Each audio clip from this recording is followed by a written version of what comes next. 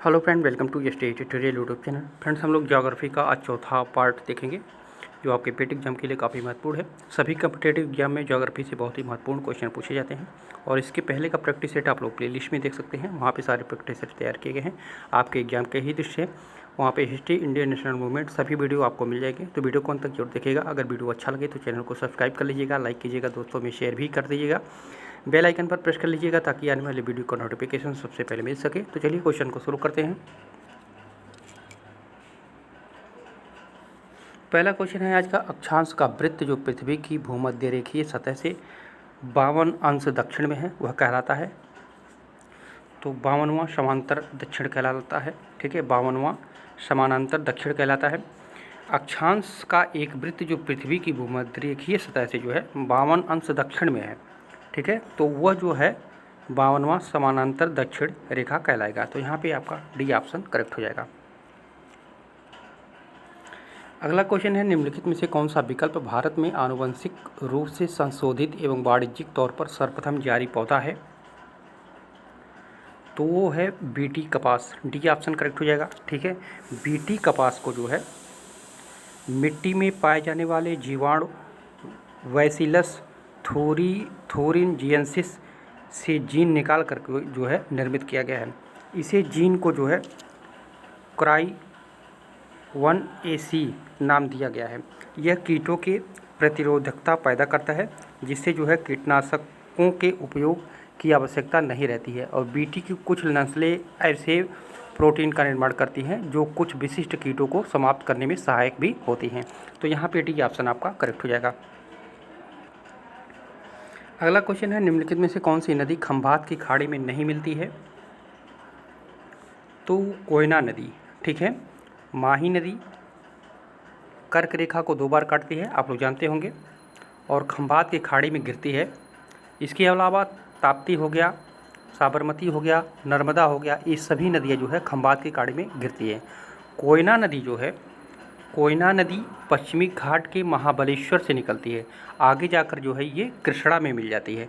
तो यहाँ पे नहीं पूछा है, तो सी ऑप्शन आपका करेक्ट हो जाएगा। अगला क्वेश्चन है, मेघालय पठार की सबसे ऊंची चोटी कौन सी है? तो मेघालय पठार की सबसे ऊंची चोटी जो है वो है शिलांग चोटी। डी ऑप्शन करेक्ट हो जाएगा। मेघालय पूर्ण राज्य का गठन जो है कब हुआ था? तो 21 जनवरी 1972 को हुआ था। यह मुख्यतः खासी जनजातियों, गारो आदिवासी समुदाय के लिए निवास यहाँ पे करते हैं।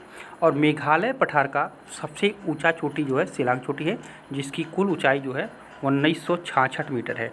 ठीक है, तो सारे पॉइंट को याद रखिएगा, डी ऑप्शन करेक्ट हो जाएगा। अगला क्वेश्चन है, भूटिया जनजाति जो अपनी पारंपरिक भव्यता, कला और पाक शैली के लिए व्यापक रूप से जानी जाती है, किस राज्य में पाई जाती है? तो ये सिक्किम राज्य में पाई जाती है। ए ऑप्शन आपका सही हो जाएगा। भूटिया जनजाति सिक्किम राज्य की है।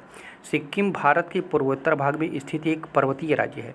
इसकी राजधानी कहाँ पे है? तो सिक्किम की राजधानी गंगटोक है। भारत के राज्यों में सबसे कम जनसंख्या वाला राज्य सिक्किम माना जाता है। तो यहाँ पे ए ऑप्शन आपका करेक्ट हो जाएगा। अगला क्वेश्चन है, 2011 की जनगणना रिपोर्ट के अनुसार निम्नलिखित में से किस राज्य में जनसंख्या घनत्व सर्वाधिक है?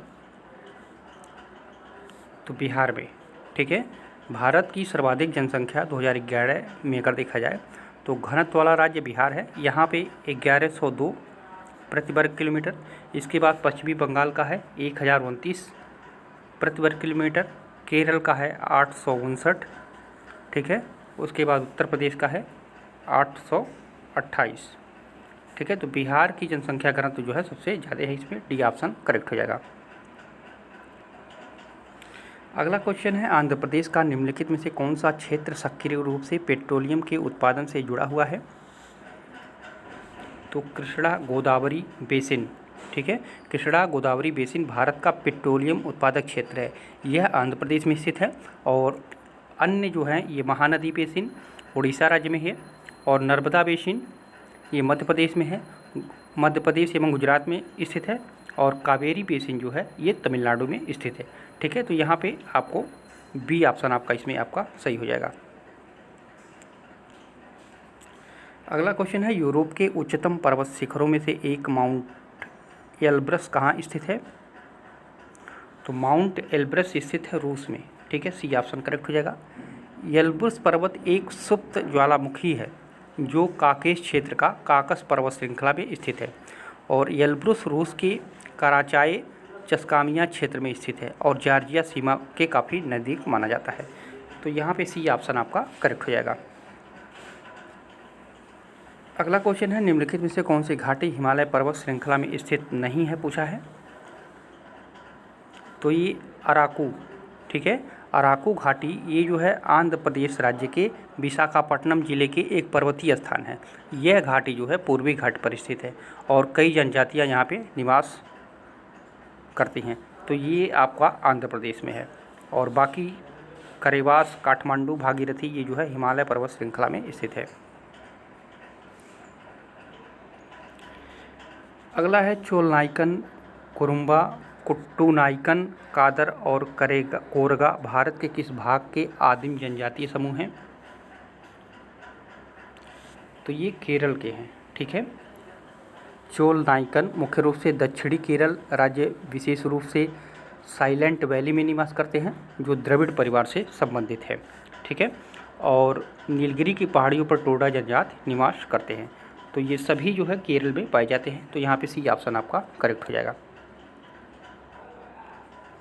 अगला क्वेश्चन है, वेनिस शहर जो नहरों और पुलों से युक्त है निम्नलिखित में से किस देश में स्थित है। तो ये इटली में स्थित है वेनिस शहर, ठीक है। इटली का वेनिस शहर नहरों और पुलों से युक्त है। इसकी प्राकृतिक खूबसूरती एक कला चित्र के समान दिखाई देती है। यह शहर जो है सांस्कृतिक और व्यापारिक केंद्र भी है और इस नगर में जो है गांडोवा नाव में सवार होकर जो है सैलानी घूमते हैं। तो यहाँ पे डी ऑप्शन आपका करेक्ट हो जाएगा। अगला है माउंट यटना जिसे यूरोप का सबसे सक्रिय ज्वालामुखी माना जाता है, वह निम्नलिखित में से किस देश में स्थित है। तो माउंट यटना ये भी जो है आपका इटली में ही स्थित है, ठीक है। डी ऑप्शन करेक्ट हो जाएगा। माउंट यटना जिसे यूरोप का सबसे सक्रिय ज्वालामुखी माना जाता है और इसकी ऊंचाई जो है, माउंट यटना की ऊंचाई जो है 3329 मीटर, ठीक है। यटना जो है यूरोप का सबसे ऊंचा सक्रिय ज्वालामुखी है। यह इटली के सिसिली के पूर्वी तट पर कैटेनिया के मेट्रोपॉलिटन सिटी में स्थित है। तो यहाँ पे आपका डी ऑप्शन करेक्ट हो जाएगा। अगला क्वेश्चन है, पोनमुड़ी दक्षिण भारत का एक छोटा सा हिल स्टेशन है, यह किस शहर के पास स्थित है। तो ये है तिरुवनंतपुरम में, ठीक है। पोनमुड़ी दक्षिण भारत का एक छोटा सा हिल स्टेशन है। यह हिल स्टेशन केरल की राजधानी तिरुवनंतपुरम के पास स्थित है। यह पश्चिमी घाट की पर्वत श्रृंखला का एक हिस्सा है जो अरब सागर के समानांतर फैला हुआ है। तो यहाँ पे सी ऑप्शन आपका करेक्ट हो जाएगा। अगला क्वेश्चन है, निम्नलिखित में से कौन सा शहर पश्चिमी ऑस्ट्रेलिया की राजधानी है। पश्चिमी ऑस्ट्रेलिया की राजधानी है तो वो है पर्थ, ठीक है। पर्थ जो है ऑस्ट्रेलिया की पश्चिमी ऑस्ट्रेलिया की राजधानी है। इसकी स्थापना जो किया गया था तो 12 जून 1829 को कैप्टन जेम्स स्टर्लिंग ने किया था, ठीक है। तो बी ऑप्शन करेक्ट हो जाएगा।